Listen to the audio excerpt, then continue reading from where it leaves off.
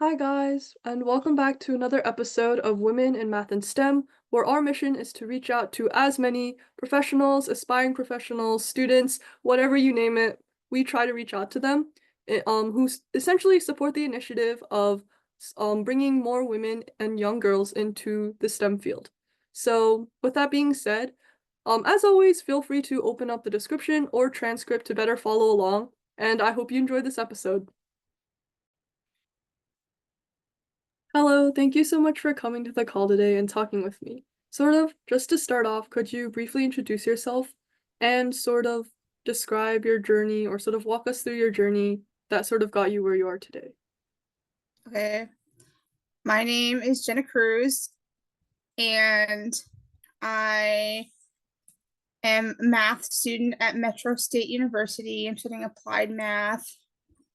I've always liked math, but I didn't think it was something I was going to pursue in college. Um, so I kind of, it's humbling to talk about. I have like a history of mental illness, and I really struggled in college, and I like flunked a lot of classes. Like in 2005, I took pre-calculus, and that was a disaster. I ended up withdrawing because I was failing, and but I kind of got my life in order, and I decided to go back to school in 2019. But I didn't, I wasn't sure what to study, so I started studying business. And one of the prerequisites is college algebra, and that class was amazing. I had such a good time. I had like an almost perfect score.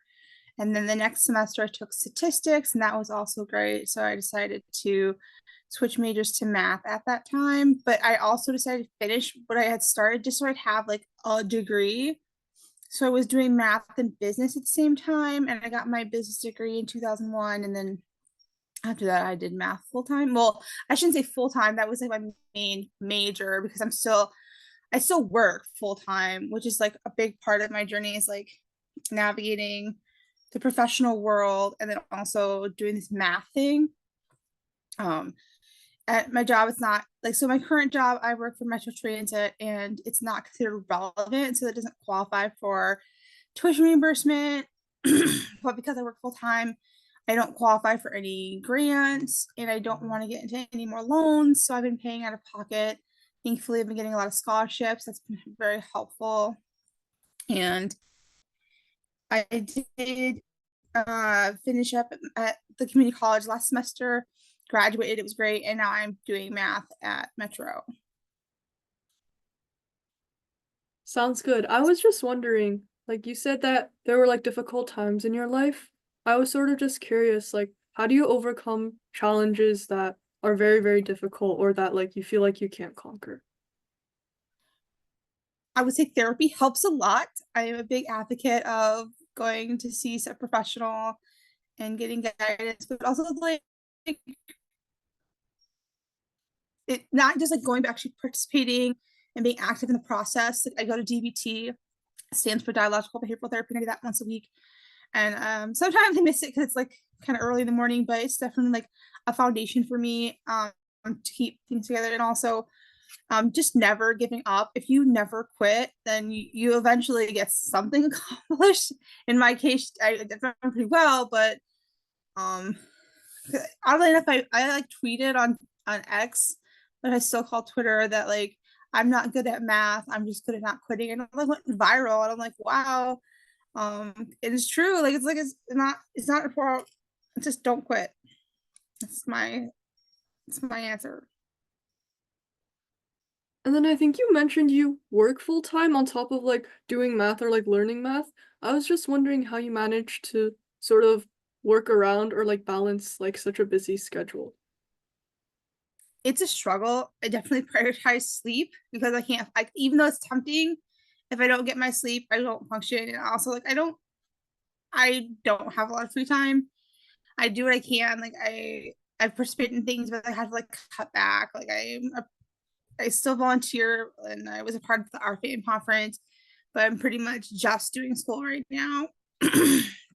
So that helps. And I also have a lot of support at home, which helps. If I had to do like laundry and cooking on top of all this, I would starve, and or I would just like I'd buy stock in DoorDash because you know. but thankfully my family helps me out a lot, and that's how I do that. And but it's still a struggle. Like my class is open today, and I was looking at my syllabus and I'm like, oh my gosh, my professor assigned homework due in 3 days and the class just started today. Like, come on, man. So after this, I'm gonna like hit the books. Definitely, I would say scheduling time for that. Like I'm gonna make like a schedule for myself like this time.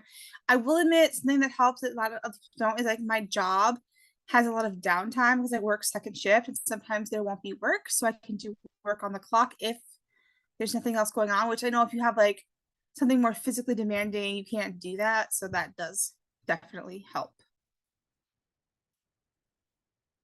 And then I was just wondering, what have been some of your favorite moments or favorite areas of study, like during your time of study, as well as like at work? Okay. I would say I love statistics. It was so useful, it was so relevant. Um, there was never a day where like I'm never gonna use this. Like, no, you can always apply statistics class to your life. I don't know if I'm gonna be a statistician. I just really enjoyed that. And then my favorite class was definitely college algebra because my professor was just so engaged and like just loved math and it just like poured out of everything. Like even though it was just like quadratics or solving for X, is like this is amazing. I just like you couldn't not love it. I would say for work, I haven't used math a lot at work, but I definitely like my job. Um, I do communications, which is not necessarily math related, although I've been warned that when I get into the higher levels, I'm going to be writing a lot of proofs, and my skills in communications will help me. Haven't seen it yet, but I do. I don't know. I do like my job, and I hope to maybe do some of the math modeling and things at work and applying it that way. I was also just curious about how, like, because you're so interdisciplinary, you do both like sort of business communications as well as math. I was wondering if like your experience in one field sort of impacts your perspective or like approach in another. You know, I've never thought about that. Um, that's interesting. I would say that I think about my job more logically, mathematically. I haven't necessarily used my abilities to communicate with math because I haven't done like proofreading. That'll be this class I'm taking this semester. Is I will have heard the class has starts on Tuesday. Discrete math is like a lot of proofreading. Um, I think my approach will be good. I will definitely say people tell me that I'm more objective at work, so I think I don't know if that has anything to do with it, but maybe they're calling me a robot. I don't know. And then I was sort of finally, do you have any pieces of advice, tips, tricks, recommendations, just sort of anything for high school students or students in general, but especially like young women and girls who are interested in participating or pursuing a career in STEM or honestly any career in the future? So much advice. First up, don't let the haters get to you. I still remember, and it was like kind of a minor thing, but like I used to be a tutor, and there was somebody who's like, I was worked out the problem, and the answer's right. And can we have Steve check it over just to be sure? I'm like, wow, like, am I not good? I'm good. Don't, I get that Steve is great, but so no, and there's a lot of some people are still kind of like that, but for the most part, there's a lot of support out there. People want to help you. People want to be interested in you. Like find your people. And I know it sounds cheesy. My mom always says use a planner because you like write things down, be organized. Like it's not just because I say it, it's true. And in that planner, make time for yourself and sleeping. I love sleep. Naps if that's the favorite. But no, just like take care of yourself and just don't give up. Like even if it's hard, like I'm not embarrassed. I had to take calculus one twice. I got a C, so it wasn't like an F, but I really wanted a firm foundation. So I took it again and it really helped. So I did better in Calc 2.